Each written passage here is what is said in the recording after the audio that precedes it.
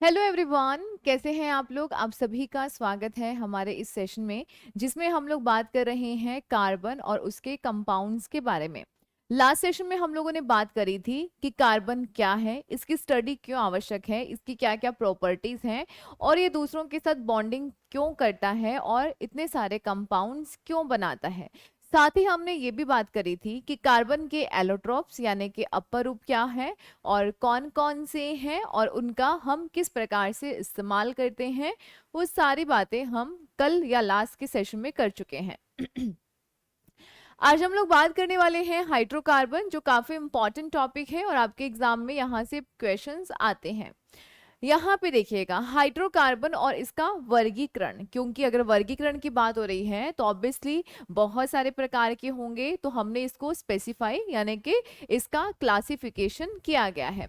सबसे पहले हम लोग बात करते हैं हाइड्रोकार्बन क्या है। मैंने जैसे कि आपको बताया भी था कि कार्बन जो है ना हाइड्रोजन के साथ सबसे ज्यादा कंपाउंड्स बनाता है। तो हाइड्रोजन और कार्बन के जो कंपाउंड्स बनेंगे उसी को ही बोला जाता है हाइड्रोकार्बन।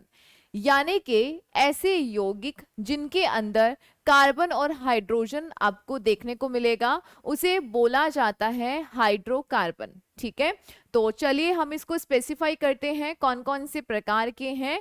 और इनमें से आपने कुछ पढ़ा भी होगा अपने पुराने या कभी भी छोटे क्लासेस, तो हम क्रॉस करके आए ना, 9 10 और ये आगे तक, तो ये उन्हीं क्लासेस में हम लोग पढ़ते हैं। ठीक है, चलो आगे सबसे पहले बात करते हैं हाइड्रोकार्बन। कार्बन और हाइड्रोजन से निर्मित यौगिक हाइड्रोकार्बन कहलाते हैं। जैसे सामान्यतः परमाणु पृथ्वी में स्वतंत्र अवस्था में नहीं पाए जाते हैं और स्टेबिलिटी के लिए वो क्या करते हैं, अनदर किसी एटम के साथ जुड़ते हैं और यो मॉलिक्यूल बना देते हैं, अणु बना देते हैं और उन्हीं से फिर बन जाते हैं यौगिक। ठीक है, तो ध्यान रखिएगा यहाँ पे तथा स्थायित्व ग्रहण करने के लिए परमाणु से संयोग करके अणुओं का निर्माण करते हैं। कार्बन परमाणु भी स्थायित्व के लिए अन्य परमाणुओं इत्यादि से संयोग करके अणुओं का निर्माण करता है, जिसे हम कार्बनिक यौगिक या ऑर्गेनिक कंपाउंड्स कहते हैं। और ये बात मैंने आपको लास्ट के सेशन में बताई भी थी कि कार्बनिक कंपाउंड्स या फिर आपका ये जो कार्बन है वो किस तरीके से दूसरों के साथ बॉन्डिंग करता है और यौगिकों का निर्माण करता है। ठीक है, क्लासेस आपको रेगुलर और ऐसे पूरा सीक्वेंस वाइज ही देखना है। आगे पीछे देख लोगे तो आपको समझ में नहीं आएगा, थोड़ी सी प्रॉब्लम हो सकती है, इसीलिए आपको सीक्वेंस वाइज ही चलना है। क्लियर? चलिए अब यहाँ पे हम थोड़ा सा क्लासिफाई कर लेते हैं, यानी कि हाइड्रोकार्बन का वर्गीकरण कर लेते हैं। क्योंकि कार्बन हाइड्रोजन के साथ ही सबसे ज्यादा क्या बनाता है, कंपाउंड्स या यौगिक बनाता है। अब कौन कौन से कंपाउंड्स बनेंगे, उनके क्या क्या नामकरण होगा, इसी को लेकर हमने यहाँ पर क्लासिफाई किया है। अगर क्लासिफाई की बात करते हैं तो हाइड्रोकार्बन जो है वो लगभग आपके दो प्रकार के होते हैं। एक तो है आपका एलिफेटिक। एक कौन सा है, एलिफेटिक, जिसको आप लोग अचक्रीय भी बोलेंगे। ठीक है, और दूसरा आपका कौन सा है, दूसरा है आपका एरोमेटिक। कौन सा है, एरोमेटिक, और इसे आप लोग क्या बोलेंगे, इसे आप चक्रीय भी कहेंगे। ठीक है, चक्रीय हाइड्रोकार्बन। उसके बाद में ये जो आपका एलिफेटिक है ये आगे दो कंपाउंड्स में बट जाता है, सॉरी आगे दो पार्ट्स में डिवाइड हो जाता है। एक का नाम है सैचुरेटेड, जिसको बोला जाता है संतृप्त। ठीक है, और दूसरे का क्या हो जाएगा, असंतृप्त हो जाएगा। ठीक है, अगर इसी में अगर हम बात करते हैं तो ये जो सैचुरेटेड है इसके अंदर आते हैं एल्केन्स। क्या आते हैं, एल्केन्स। एल्केन्स का मतलब है इसके अंदर कार्बन कार्बन के साथ सिंगल बॉन्ड से जुड़ा होता है। डन।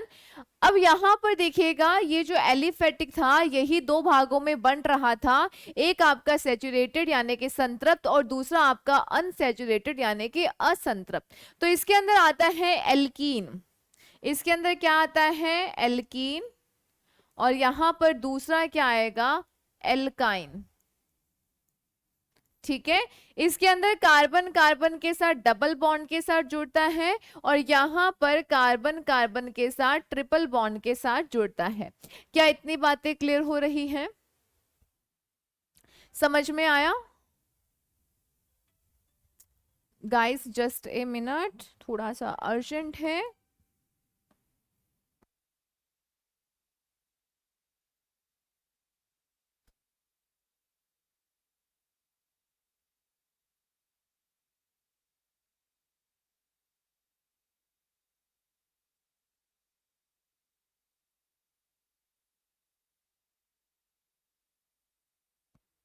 एक मिनट रुकिएगा, इसकी बैटरी भी मैं चेंज कर देती हूँ।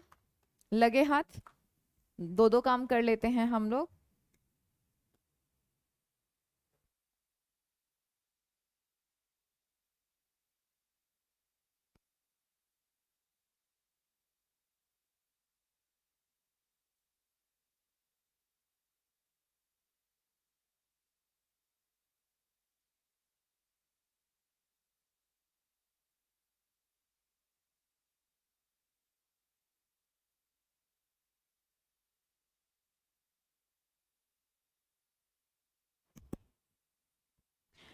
यस, ठीक है। चले देखो, हम यहाँ पे बात कर रहे हैं कि आपके जो हाइड्रोकार्बन्स हैं वो दो प्रकार के हैं। एक आपका है एलिफेटिक, जिसको अचक्रीय कहा जाता है, यानी कि ये आपके प्लेन में रहेंगे, और दूसरे हैं आपके एरोमेटिक यानी कि चक्रीय। यहाँ पर बात करते हैं या आपके संतृप्त या जिसको सैचुरेटेड हाइड्रोकार्बन्स कहा जाता है, और दूसरे आपके आते हैं अनसैचुरेटेड यानी कि असंतृप्त हाइड्रोकार्बन। फिर आगे जब आप इनको डिवाइड करेंगे तो संतृप्त में कौन से आते हैं? एल्केन्स आते हैं, जहां पर कार्बन कार्बन के साथ सिंगल बॉन्ड के साथ जुड़ता है। लास्ट सेशन में मैंने आपको बताया था ना, कार्बन की एक प्रॉपर्टी है कौन सी? कैटनेशन यानी कि श्रृंखलन की। उस श्रृंखलन की विधि से आपका जो कार्बन है वो क्या कर लेता है? वो अपने ही जैसे बहुत सारे कार्बन के साथ जुड़ सकता है, ठीक है, उसको बोला जाता है श्रृंखलन। अब यहां पर जब आप देखोगे असंतृप्त, तो असंतृप्त दो प्रकार का है, एल्कीन और एल्काइन।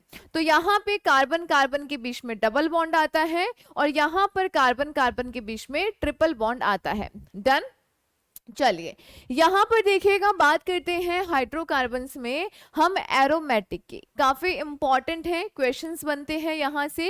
एरोमेटिक में आपके आते हैं एलिसाइक्लिक। कौन से आएंगे? एलिसाइक्लिक आएंगे, ठीक है। और उसी के नीचे इसमें क्या आ जाएंगे? साइक्लो एल्केन्स आ जाएंगे। कौन से रहेंगे? Cycloalkanes. अब ज्यादा टेंशन लेने की जरूरत नहीं है, वन बाय वन हम लोग इनको ही करने वाले हैं। कहीं आपको लगे कि हमें तो समझ ही नहीं आ रहा है, ऐसा कुछ नहीं होगा, इसी को ही हम लोग अभी डिस्कस करेंगे। चलिए सबसे पहले वन बाय वन हम लोग चलते हैं। ये आपके हाइड्रोकार्बन्स के टाइप हैं। सबसे पहले हम ये वाला जो है ना एलिफेटिक, इसको डिस्कस करेंगे, ठीक है। एलिफेटिक की जब बात करते हैं तो इसके अंदर क्या रहेंगे? सैचुरेटेड और अनसैचुरेटेड। तो आप देख रहे हैं ना, कार्बन कार्बन के बीच में कैसा है? सिंगल बॉन्ड है। अगर हम बात करते हैं अनसैचुरेटेड यानी कि असंतृप्त, तो यहां पर क्या रहेगा? यहां पे कार्बन कार्बन के बीच में डबल बॉन्ड और यहां पे कार्बन कार्बन के बीच में ट्रिपल बॉन्ड आपको देखने को मिलेगा। तो इसको तो क्या बोला जाता है?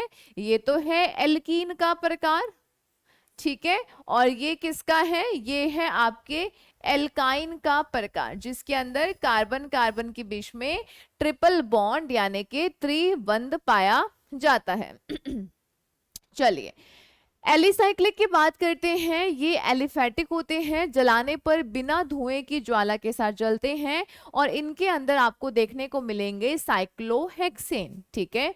अगर हम एरोमेटिक की बात करते हैं तो एरोमेटिक हाइड्रोकार्बन इनको जलाने पर काले धुएं के साथ जलते हैं और ये एरोमेटिक गुण को दर्शाएंगे, जैसे कि बेंजीन। क्लियर? आगे धीरे धीरे बढ़ते हैं तो समझ में और आता रहेगा। यहाँ पे देखिएगा, जो मैंने आपको चक्रीय वाले बताए थे ना, कौन से? आपके एरोमेटिक वाले, तो ये उसी का ही प्रकार है। जैसे बेंजीन, बेंजीन में यहाँ पे सारे ही कैसे रहेंगे? आपके लगभग एक को छोड़कर डबल बॉन्ड रहेगा। जैसे कि टोलिन, ठीक है, जैसे कि ओजाइलिन। तो ये सब ना जस्ट थोड़ा सा नाम याद रखिएगा कि ये सब आपके क्या हैं, ये सब आपके एरोमेटिक हाइड्रोकार्बन है, यानी कि चक्रीय हाइड्रोकार्बन है। आप देख रहे हो ना, एक वलयकार बन रही है, वलय बन रही है, इसीलिए हम इसको एरोमेटिक बोल रहे हैं। डन। चलो आगे हम लोग बढ़ते हैं।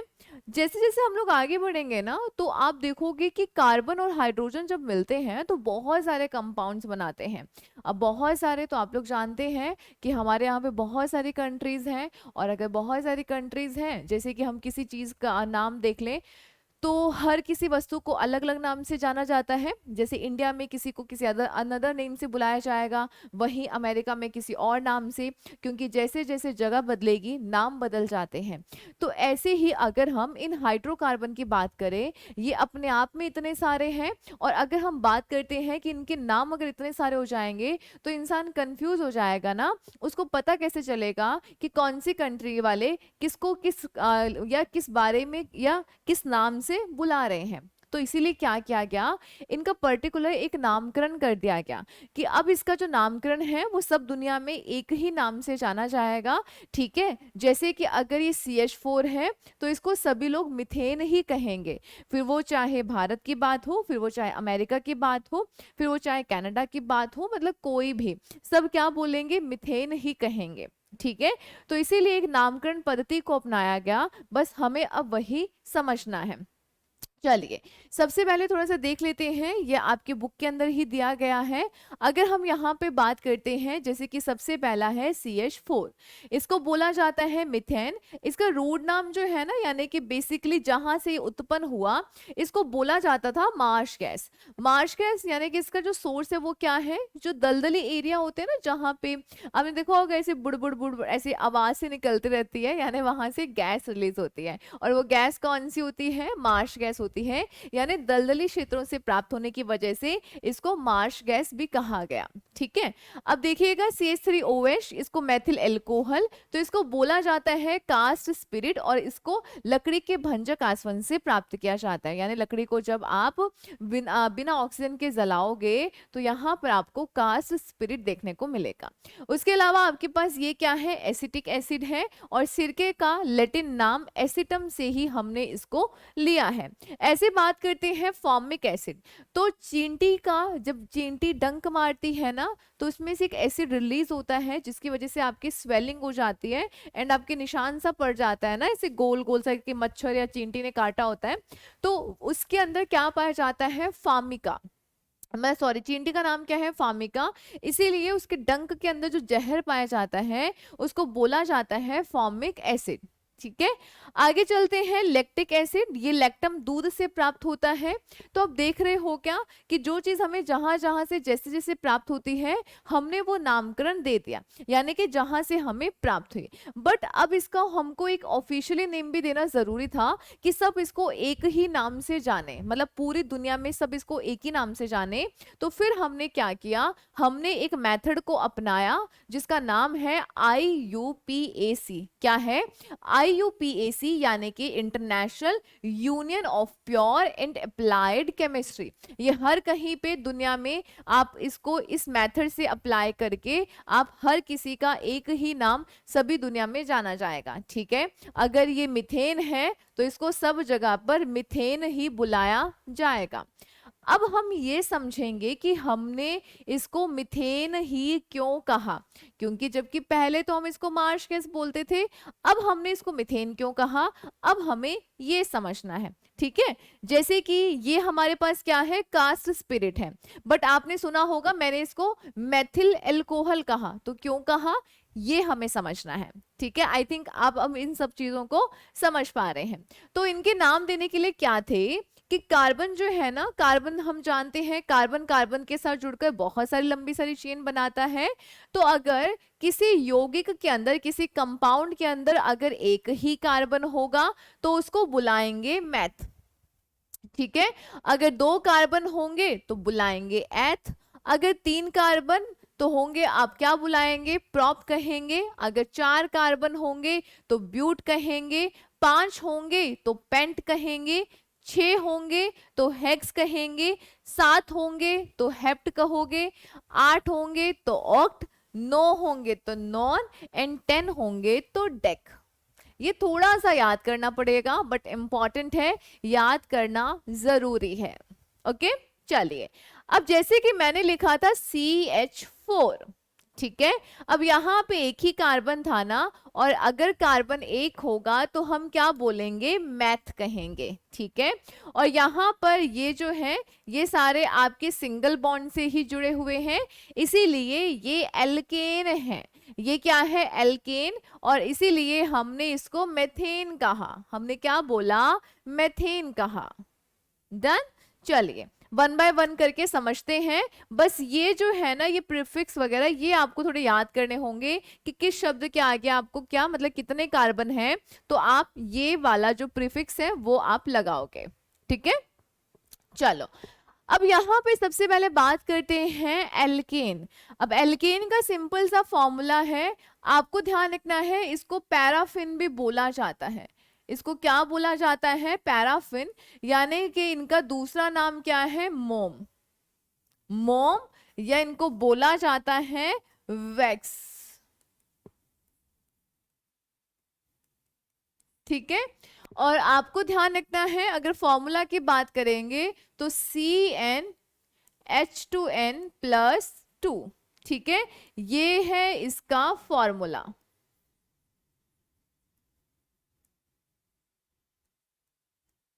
ये क्या है, ये इसका है फॉर्मूला। अब हमें कैसे निकालना होगा, मान लीजिएगा किसी कार्बन में कितने हैं, तीन क्या है, 3 कार्बन है। अगर 3 कार्बन होंगे तो हम क्या करेंगे, इस फॉर्मूला में पुट करेंगे। तो n क्या है, n क्या है, नंबर ऑफ कार्बन। n क्या है, n क्या है, नंबर ऑफ कार्बन, यानी कार्बन की संख्या वो क्या है, n है।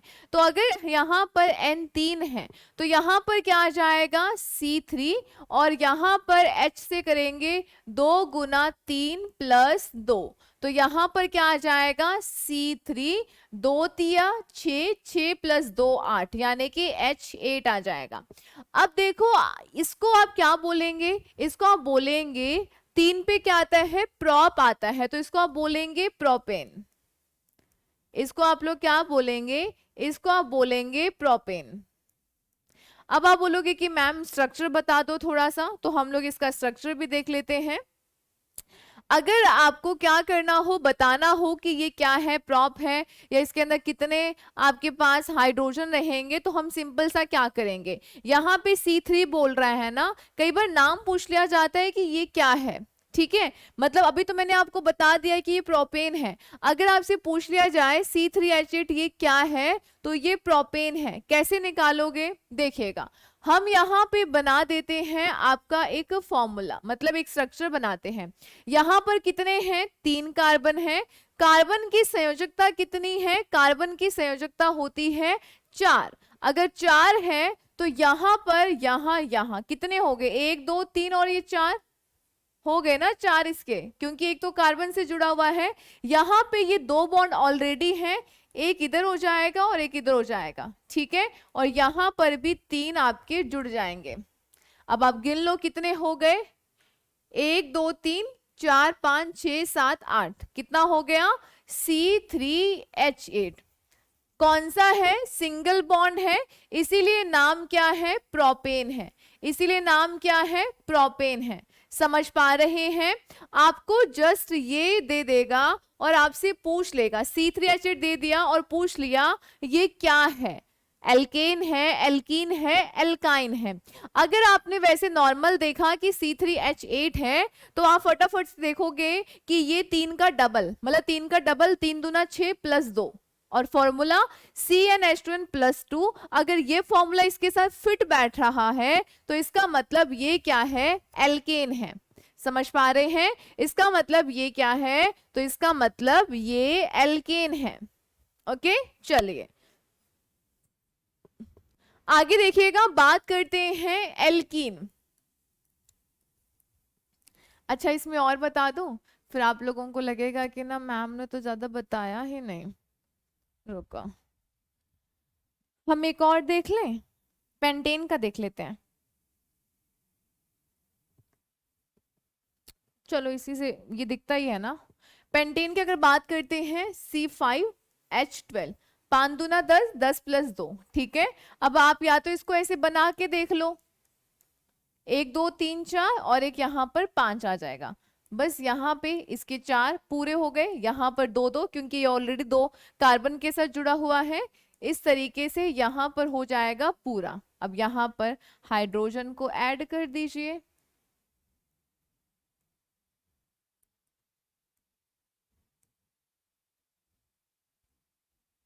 कितने हैं? 1 2 3 4 5, ठीक है। 6 7 8 9 10 11 12। तो ये क्या हो गया है? C5H12। और इसका नाम क्या बोलेंगे? अगर C5 है तो हम किसके बुलाएंगे, किससे बुलाएंगे? पेंट। और ये एल्केन है तो इसका नाम क्या हो जाएगा? पेंटेन। इसका नाम क्या हो जाएगा? पेंटेन। डन। चलो अब यहाँ पे देखिएगा, हम लोग बात करते हैं एल्कीन्स के बारे में। एल्कीन का एक इसको बोला जाता है ओलेफिन्स भी कहा जाता है। इसको क्या बोला जाता है? ये कई बार पूछ लिया जाता है। पैराफिन किसको बोला जाता है? एल्केन को। और ओलेफिन्स किसको बोला जाता है? एल्कीन को। जनरली इनके अंदर क्या आते हैं? ऑयल्स आते हैं। जो तेल होते हैं ना, वो जनरली इनके अंदर आते हैं। अगर हम यहाँ पर फॉर्मूला की बात करेंगे तो फॉर्मूला क्या रहेगा? CnH2n। सिंपल सा फॉर्मूला है। जस्ट कार्बन, आपका कार्बन का जो भी नंबर है और हाइड्रोजन उसका जस्ट डबल रहेगा। जैसे कि मान लीजिएगा यहां पर कार्बन कार्बन के बीच में डबल बॉन्ड रहेगा, ठीक है। और अगर मैं बात करूं यहां पर आपका C4H8, तो अगर हम इसको जस्टिफाई करें, क्या ये फॉर्मूला सही है, क्या ये एल्कीन है, तो हम फॉर्मूला इसका स्ट्रक्चर बना के देख लेते हैं। हमारे पास 4 कार्बन है। कितने हैं? 4 कार्बन। और ये क्या कहता है? अगर एल्कीन होगा तो यहाँ पर 2 कार्बन आपस में डबल बॉन्ड के साथ जुड़े हुए होंगे। तो यहाँ पर आप इसकी कोवेलेंसी को पूरा करेंगे तो 3 बॉन्ड आ जाएंगे, 1 2 3। ये वाला जो है यहाँ पर 1 बचता है तो 1 लगा दिया। इस वाले कार्बन के साथ भी सेम ऐसा ही होगा, एक यहाँ पे हाइड्रोजन लगा दिया। और यहाँ पर फिर अगेन यहाँ पर 3 आपके हाइड्रोजन जुड़ जाएंगे। अब आप गिन लो अपने आप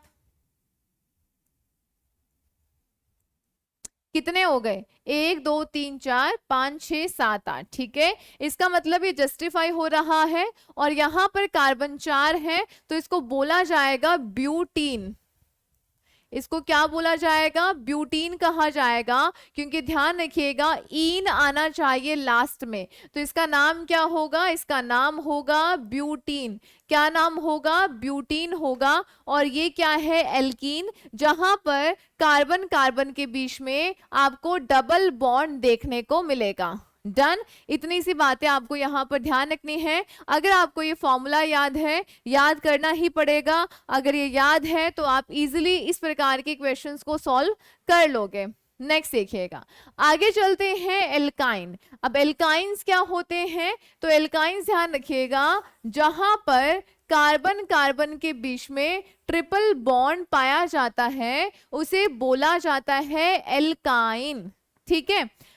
अब यहां से ना एक चीज और ध्यान रखिएगा, जब हम लोगों ने एल्केन की बात करी थी ना, एल्केन में तो क्या था? सिंगल सिंगल बॉन्ड था, तो वहां पे मैथ आ रहा था। और जब आप एल्कीन और एल्काइन की बात करोगे वहां पर मिनिमम आपको 2 कार्बन की रिक्वायरमेंट होगी, क्योंकि यहां पर कार्बन कार्बन के बीच में या तो डबल बॉन्ड या ट्रिपल बॉन्ड आपको देखने को मिलेगा। तो इसीलिए हमेशा ध्यान रखिएगा एल्कीन और एल्काइन में मिनिमम आपको 2 कार्बन चाहिएंगे।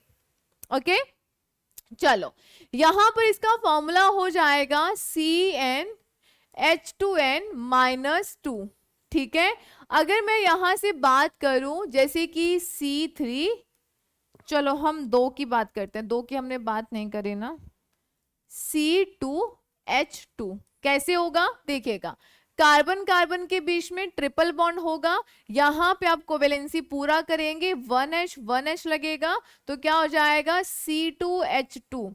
इसको क्या बोला जाता है, इसको बोला जाता है एथाइन। साथ में इसको क्या बोला जाता है, एसिटलीन कहा जाता है।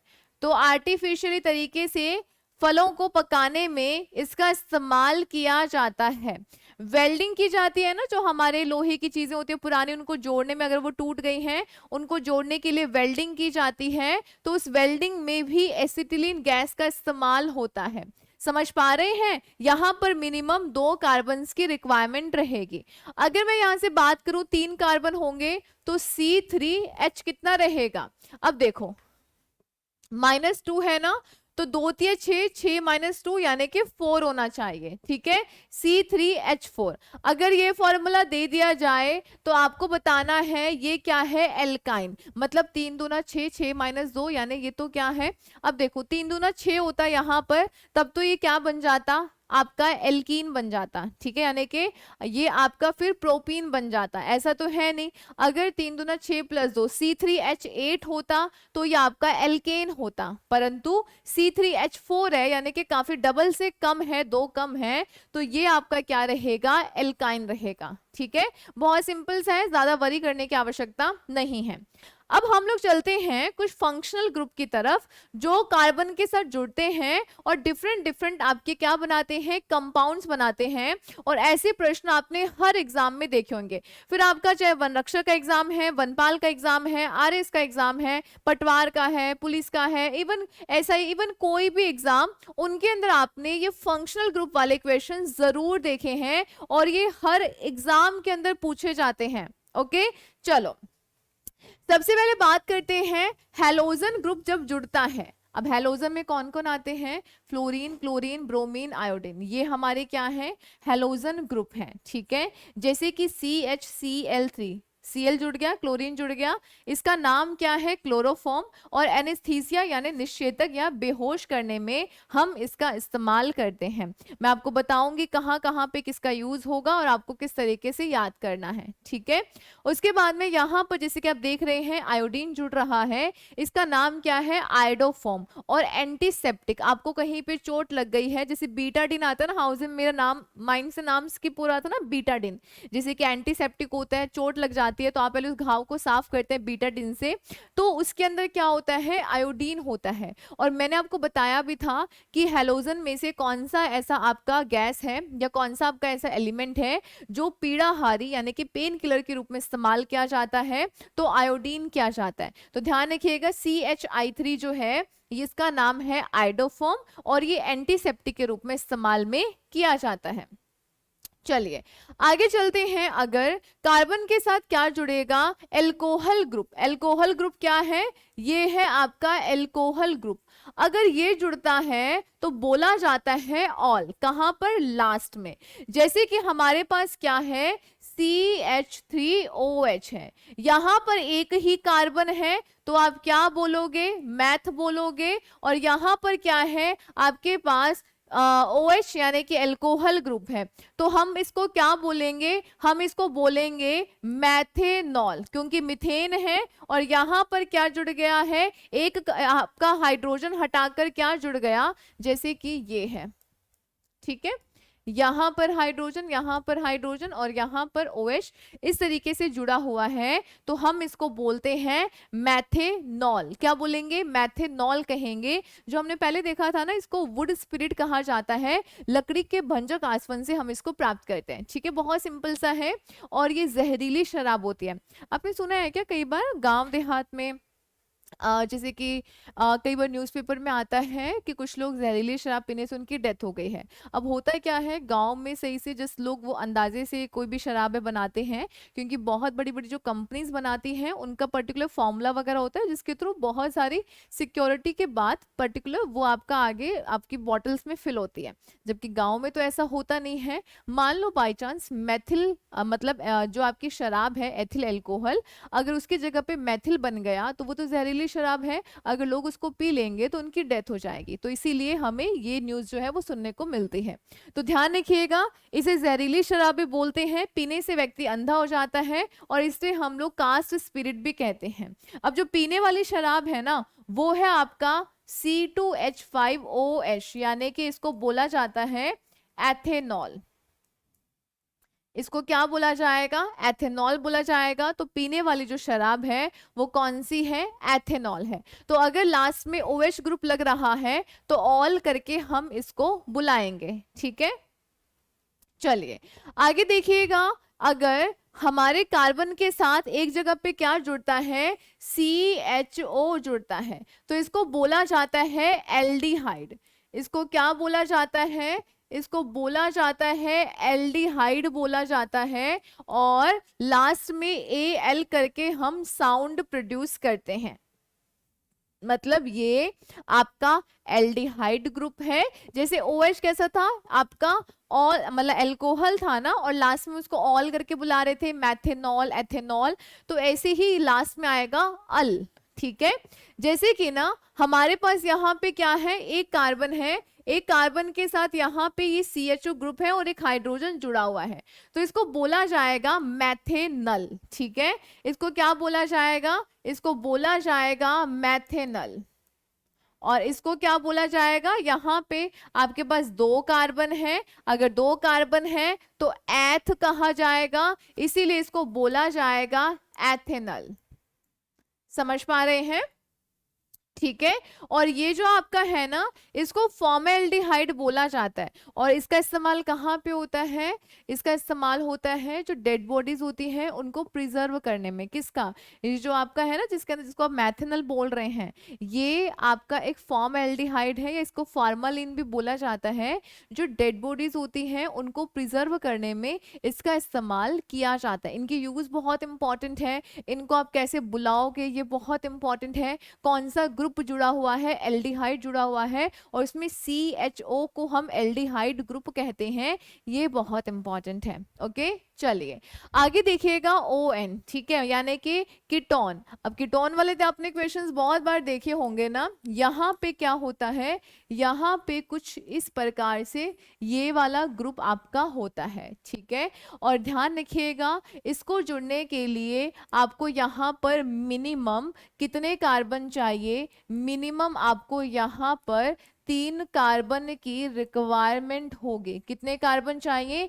मिनिमम 3 कार्बन चाहिए। और आपका इसी को क्या बोला जाता है? एसीटोन कहा जाता है। पता है इसको क्या बोला जाएगा? प्रोपेनॉन।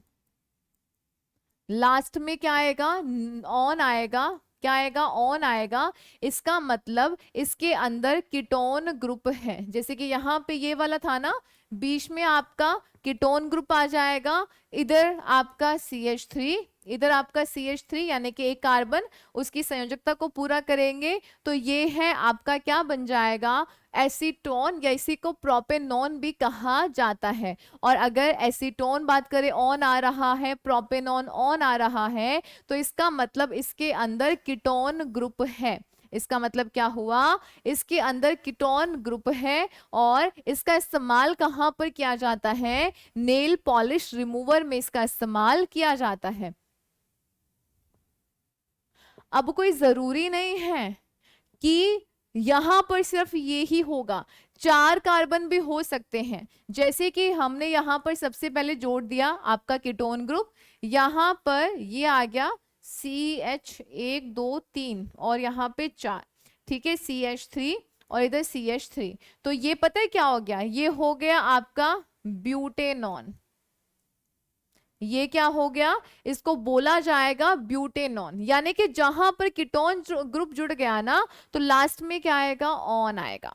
बस इतना याद रखना है, ठीक है। ये याद होने चाहिए बहुत अच्छे से।